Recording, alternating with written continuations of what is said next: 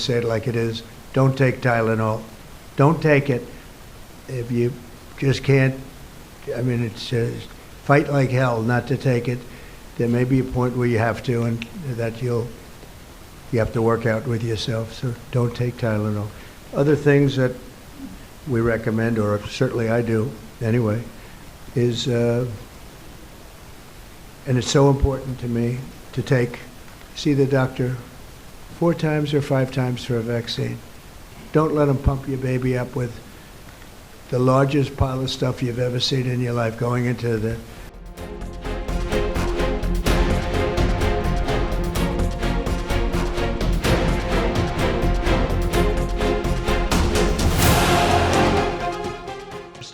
effective immediately. The FDA will be notifying physicians that the use of well, let's see how we say that. Acetaminophen. Acetaminophen. Is that okay? Which is basically commonly known as Tylenol during pregnancy, can be associated with a very increased risk of autism. So taking Tylenol is not good.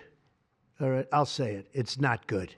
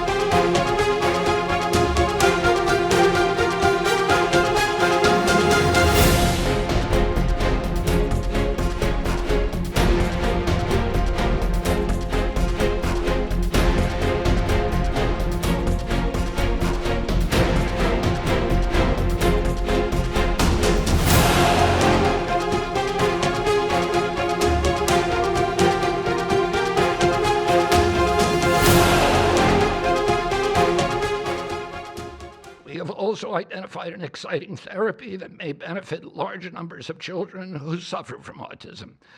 Peer-reviewed literature has documented that up to 60% of folate-deficient children with ASD can have improved verbal communications if given Leucovorin.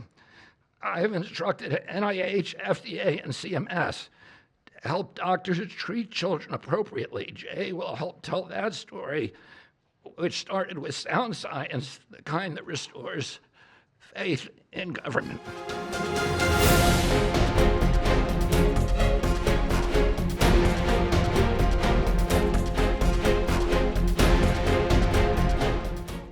A couple of months ago, many of us in the autism clinical realm, we were approached by our patients. Everybody was talking about Leucovorin. It had sort of gone around on social media, and so every patient was asking about this.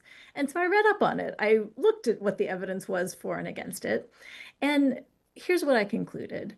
There's not good evidence that it works. There are some studies, but they're small and they're not, the best studies. And so it's certainly not something I am actively recommending.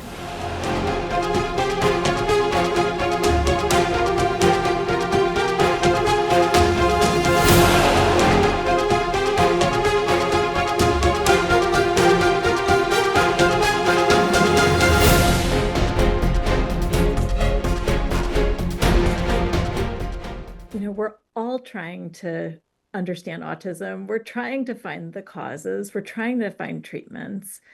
And to have, these kinds of statements be infused into the conversation is unhelpful, and it just provokes anxiety. And I think it's going to steer people who are, pregnant to do things maybe against the advice of their physicians.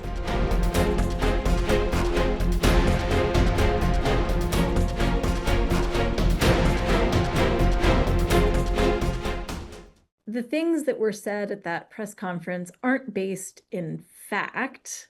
And so pediatricians are going to be, they're going to feel like they're on the defensive, having to defend practice that is based on solid evidence and we have decades of experience with.